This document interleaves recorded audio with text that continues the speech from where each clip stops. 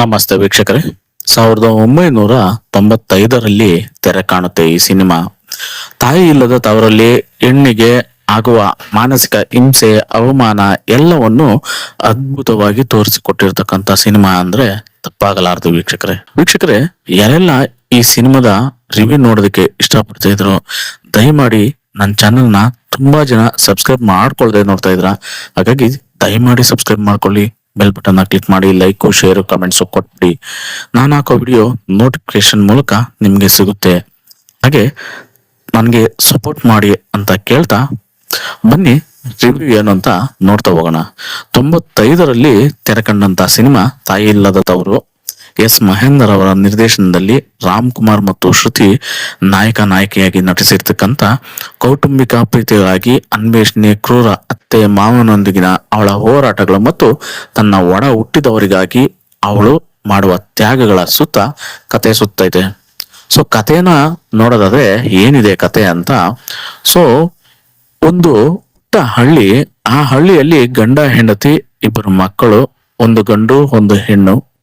ಎಲ್ಲರಂತೆ ಬದುಕೋದಿಕ್ಕೆ ಆಸೆಯಿಂದ ಒಂದು ಜಮೀನನ್ನು ತಗೊಂತಾರೆ. ಆ ಜಮೀನಿನಲ್ಲಿ ದೋಷ ಇದೆ. ಆ ದೋಷ ನಿವಾರಣೆಗಾಗಿ ಊರಿನ ಜನಕ್ಕೆ ಅನ್ನ ಹಾಕ್ಬೇಕು ನೀವು ಅಂತ ಪುರೋಹಿತರೊಬ್ರು ಹೇಳ್ತಾರೆ. ಆ ದಂಪತಿಗಳು ಅದನ್ನ ನಂಬಿ ಅನ್ನ ಸಂತರ್ಪಣೆನ ಮಾಡ್ತಾ ಇರ್ತಾರೆ. ಆಗ ನೀರ್ ತರೋದಿಕ್ಕೆ ಅಂತ ಆ ದಂಪತಿಯಲ್ಲಿ ಒಬ್ಬರು ಹೆಂಡತಿ ಬಾವಿಗೆ ನೀರ್ ತರೋದಿಕ್ಕೆ ಅಂತ ಹೋಗ್ತಾಳೆ. ಹೋಗಿ ಕಾಲ್ ಜಾರಿ ಬಾವಿಗೆ ಬಿದ್ದು ಸಾವನ್ನಪ್ತಾಳೆ. ಸೊ ಈ ಸಾವನ್ನಪ್ಪಿದಂತ ಮಗಳೇ ಈ ಸಿನಿಮಾದ ನಾಯಕಿಗೆ ಒಬ್ಬ ಅಣ್ಣ ದೂರದ ಊರಲ್ಲಿ ಓದ್ತಾ ಇರ್ತಾನೆ. ಒಮ್ಮೆ ಅಣ್ಣ ಊರಿಗೆ ಬಂದಾಗ ಅವನ ಜೊತೆ ತನ್ನ ಗೆಳೆಯನನ್ನು ಕರೆದುಕೊಂಡು ಬರ್ತಾನೆ. ಸೊ ಆ ಗೆಳೆಯನೇ ಈ ಸಿನಿಮಾದ ನಾಯಕ ಅಂದ್ರೆ ರಾಮ್ ಕುಮಾರ್. ಸೊ ನಾಯಕಿಯನ್ನ ಅಂದ್ರೆ ಶ್ರುತಿನ ನೋಡಿದಂತ ರಾಮ್ ಕುಮಾರ್ ಇಷ್ಟಪಟ್ಟು ಎರಡು ಮನೆಯಲ್ಲೂ ಒಪ್ಸೋದಿಕ್ಕೆ ಪ್ರಯತ್ನನ ಪಡ್ತಾನೆ. ಆಗ ನಾಯಕಿಯ ಮನೆಯವರು ಒಪ್ಕೊಂತಾರೆ. ಆದ್ರೆ ನಾಯಕನ ಮನೆಯಲ್ಲಿ ನಾಯಕನ ಅಮ್ಮ ಒಪ್ಕೊಳ್ಳಲ್ಲ. ಯಾಕಂದ್ರೆ ಅವ್ರಿಗೆ ವರದಕ್ಷಿಣೆ ಬೇಕು, ಆಸ್ತಿ ಬೇಕು ಅನ್ನೋ ಆಸೆ ಇರುತ್ತೆ ನಾಯಕನ ತಾಯಿಗೆ. ಹಾಗಾಗಿ ಒಪ್ಕೊಳಲ್ಲ. ಆಗ ನಾಯಕ, ನೀವು ಒಪ್ಪಲ್ಲ ಅಂದ್ರೆ ನಾನು ದೇವಸ್ಥಾನದಲ್ಲಿ ಹೋಗಿ ಮದ್ವೆ ಆಗ್ತೀನಿ, ಮನೆ ಬಿಟ್ಟು ಹೋಗ್ತೀನಿ ಅಂತ ಹೇಳಿದಾಗ ವಿಧಿ ಇಲ್ದೆ ಆ ಮದ್ವೆಗೆ ಒಪ್ಕೊಂತಾರೆ ಎಲ್ರು. ಆಗ ನಾಯಕ ಇಲ್ಲದ ಸಮಯ ನೋಡ್ಕೊಂಡು ಅತ್ತೆ ನಾಯಕಿಗೆ ತುಂಬಾನೇ ಕಾಟ ಕೊಡ್ತಾ ಇರ್ತಾಳೆ. ಅಂದ್ರೆ ಒಪ್ಕೊಂತಾರೆ. ಸೊ ಎರಡೂ ಕಡೆ ಮನೆಯವರು ಇವ್ನ ಹೇಳಿದ್ಮೇಲೆ ಒಪ್ಕೊಂಡ್ಮೇಲೆ ಮದ್ವೆ ಆಗ್ತಾರೆ. ಮದ್ವೆ ಆಗಿ ಮನೆಗ್ ಬರ್ತಾಳೆ. ಮನೆಗ್ ಬಂದ್ಮೇಲೆ ನೋಡೇ ಇದಿರಲ್ಲ ಹಳೆ ಕಾಲದಲ್ಲಿ ಸೊಸೆ ಅತ್ತೆ ಜಗಳ ಯಾವ ತರ ಇರುತ್ತೆ ಅಂತ.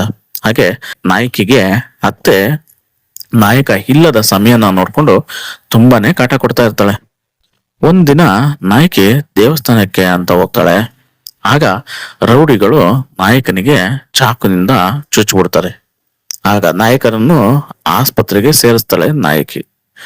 ಆಗ ಅಲ್ಲಿಗೆ ಬಂದ ಅತ್ತೆ ಅಲ್ಲೇ ಇದ್ದು ಮಗನ ಯೋಗಕ್ಷೇಮ ನೋಡ್ಕೊಳ್ಳೋ ಬದಲು ನಾಯಕಿಗೆ ನನ್ನ ಮಗ ಮೊದ್ಲು ಹೇಗಿದ್ನೋ ಹಾಗೆ ಮಾಡ್ಕೊಂಡು ಕರ್ಕೊಂಡು ಮನೆಗ್ ಬಂದ್ರೆ ಸರಿ, ಇಲ್ಲ ಅಂದ್ರೆ ನಿನ್ನನ್ನ ಬೆಂಕಿ ಹಚ್ಚಿ ಸುಟ್ಟು ಬಿಡ್ತೀನಿ ಅಂತ ಧಮಕಿ ಹಾಕಿ ಅಲ್ಲಿಂದ ಹೊರಟೋಗ್ತಾಳೆ ಅತ್ತೆ.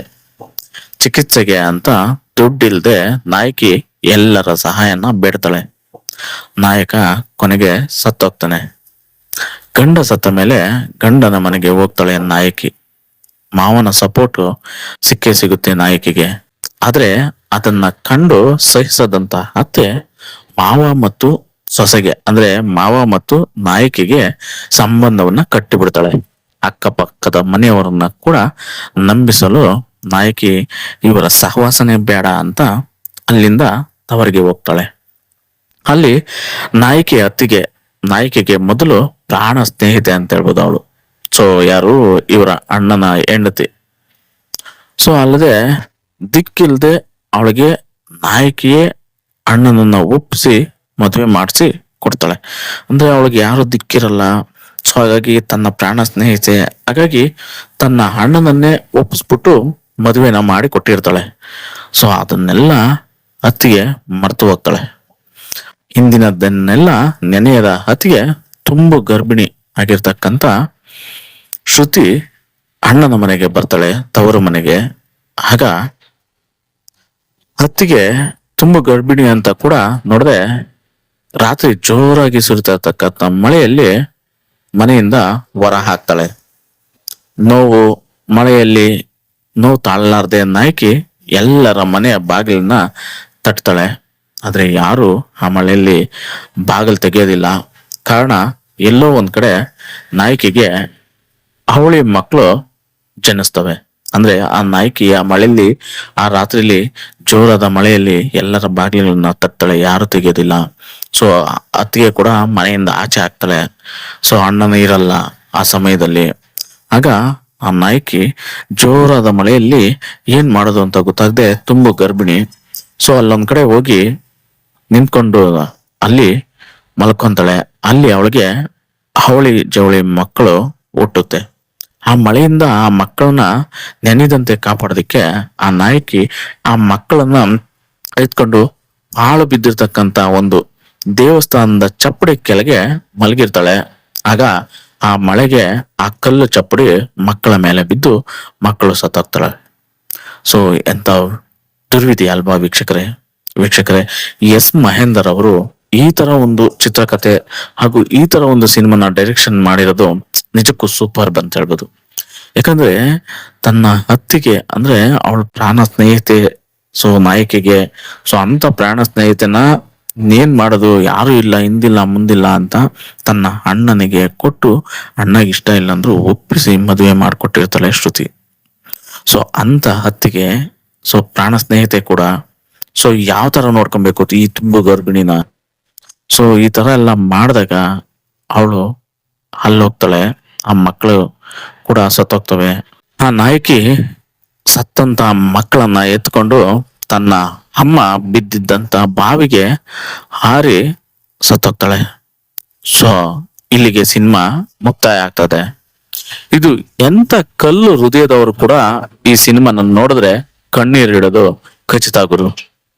ಈ ಸಿನಿಮಾ ಯಾವ ಲೆವೆಲ್ಗೆ ಇದೆ ಅಂದ್ರೆ ಈ ಕಾಲದಲ್ಲಿ ಈ ತರ ಸಿನಿಮಾಗಳು ಬರಲ್ಲ.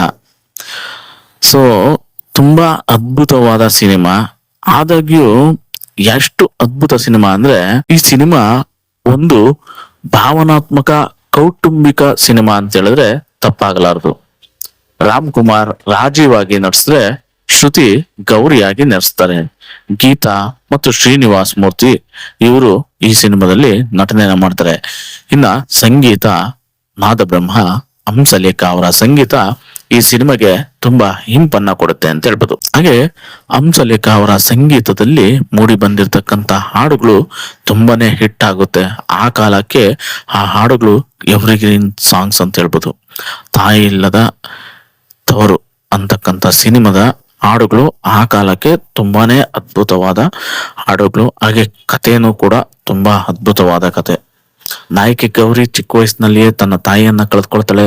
ತಾಯಿಯಾಗಿ ಮತ್ತು ಪ್ರೀತಿಯ ಮನೆಯನ್ನ ಹರಿಸುತ್ತಾ ಅವಳ ತಂದೆ ಮರುಮದುವೆ ಆಗ್ತಾನೆ. ಆದ್ರೆ ಮಲ್ತಾಯಿ ಅವಳನ್ನ ಕೆಟ್ಟದಾಗಿ ನಡೆಸ್ಕೊಳ್ತಾಳೆ. ಉತ್ತಮ ಜೀವನಕ್ಕಾಗಿ ಹತಾಶಳಾದ ಗೌರಿ ತನ್ನನ್ನು ನಿಜವಾಗಿಯೂ ಪ್ರೀತಿಸುವ ಮತ್ತು ತನ್ನ ಎಲ್ಲ ಆಸ್ತಿಯನ್ನು ಅವಳಿಗೆ ನೀಡುವ ರಾಜೀವ್ನನ್ನ ಮದುವೆ ಆಗ್ತಾಳೆ. ಆದಾಗ್ಯೂ ಅವಳ ಶಾಂತಿ ಅಲ್ಪಕಾಲಿಕವಾಗಿರ್ತೈತೆ. ದುರದೃಷ್ಟಕರ ಸಂದರ್ಭಗಳು ಮತ್ತು ಒಂದು ದೊಡ್ಡ ಅಪಘಾತದಿಂದ ಗೌರಿ ತನ್ನ ಆಸ್ತಿಯನ್ನು ತನ್ನ ಮನತಂಗಿ ಪ್ರೇಮಳ ಗೆಳೆಯನಿಗೆ ವರ್ಗಾಯಿಸಲ್ಪಡ್ತಾಳೆ. ಅವಳು ತಕ್ಷಣ ಒಪ್ಪಿದ್ರು ಅದು ತನ್ನ ಮದುವೆ ಮತ್ತು ಕುಟುಂಬದಲ್ಲಿ ಸಾಮರಸ್ಯವನ್ನು ಕಾಪಾಡ್ತೈತೆ ಅಂತ ನಂಬಿರ್ತಾಳೆ. ಅವಳ ಪತಿ ಮತ್ತು ಅತ್ತೆ ಮಾವಂದಿರು ಅವಳ ತ್ಯಾಗವನ್ನ ತಪ್ಪಾಗಿ ಅರ್ಥೈಸಿಕೊಳ್ತಾರೆ. ಇದು ತಪ್ಪು ತಿಳುವಳಿಕೆಗಳಿಗೆ, ದುರಾಸೆಯ ಸಂಬಂಧಿಕರಿಗೆ ಕುಶಲತೆಗೆ ಕಾರಣವಾಗ್ತದೆ ಮತ್ತು ಗೌರಿ ತನ್ನ ತಂದೆಯ ಮನೆಗೆ ಮರಳುವಂತೆ ಒತ್ತಾಯಿಸ್ತದೆ. ಅಲ್ಲಿ ಅವಳು ಮತ್ತಷ್ಟು ಪರೀಕ್ಷೆಗಳನ್ನ ಎದುರಿಸಬೇಕಾಗ್ತದೆ. ಈ ಚಿತ್ರವು ಗೌರಿಯ ಭಾವನಾತ್ಮಕ ಪ್ರಯಾಣ, ಅವಳ ಮಲ ಕುಟುಂಬದೊಂದಿಗಿನ ಚಲನಶೀಲತೆ ಮತ್ತು ಭಾವನಾತ್ಮಕ ಪರಾಕಷ್ಟೆಗೆ ಕಾರಣವಾಗ್ತದೆ. ಕಷ್ಟಗಳನ್ನು ಅವಳು ಹೇಗೆ ಎದುರಿಸ್ತಾಳೆ ಎಂಬುದನ್ನ ಟ್ರ್ಯಾಕ್ ಮಾಡೋದು ಈ ಸಿನಿಮಾ ನೋಡ್ಬೇಕಾಗುತ್ತೆ ನೀವು. ಭಾವನಾತ್ಮಕ ಕೌಟುಂಬಿಕ ನಾಟಕ ತಾಯಿ ಇಲ್ಲದ ತವರು ಅಂತಕ್ಕಂಥ ಸಿನಿಮಾ. ಎಸ್ ಮಹೇಂದರ್ ಅವರು ನಿರ್ದೇಶನ ಮಾಡಿರ್ತಾರೆ. ಈ ಸಿನಿಮಾ ಅದ್ಭುತವಾದ ಸಿನಿಮಾ. ನನಗಂತೂ ಈ ಸಿನಿಮಾ ಸೂಪರ್ ತುಂಬಾನೇ ಇಷ್ಟ ಆಯ್ತು. ಹಾಗೆ ಯಾರೆಲ್ಲ ನನ್ನ ವಿಡಿಯೋನ ನೋಡ್ತಾ ಇದ್ರು ದಯಮಾಡಿ ಸಬ್ಸ್ಕ್ರೈಬ್ ಮಾಡ್ಕೊಳ್ಳಿ, ಹಾಗೆ ಬೆಲ್ ಬಟನ್ ನ ಕ್ಲಿಕ್ ಮಾಡಿ ದಯಮಾಡಿ ಸಪೋರ್ಟ್ ಮಾಡಿ ಅಂತ ಕೇಳ್ತಾ, ಈ ಸಿನಿಮಾನ ನೋಡಿಲ್ಲ ಅಂದ್ರೆ ದಯಮಾಡಿ ತುಂಬಾ ಪ್ಲಾಟ್ಫಾರ್ಮ್ ಸಿಗ್ತಾ ಇದೆ, ದಯಮಾಡಿ ಒಂದ್ಸರಿ ಸಿನಿಮಾನ ನೋಡಿ ಸಿನಿಮಾ ಹೇಗಿದೆ ಅಂತ ಕಮೆಂಟ್ ಮಾಡಿ, ಹಾಗೆ ನನ್ನ ವಿಡಿಯೋ ನಿಮ್ಗೆ ಹೇಗೆ ಅನಿಸ್ತು ಅನ್ನೋದನ್ನ ಕೂಡ ಕಮೆಂಟ್ ಮೂಲಕ ತಿಳಿಸಿ ಅಂತ ಹೇಳ್ತಾ ಸಿಗೋಣ ಮತ್ತೊಂದು ವಂಡರ್ಫುಲ್ ಸಿನಿಮಾದೊಂದಿಗೆ. ಧನ್ಯವಾದಗಳು. ಶುಭ ದಿನ ಗುರು.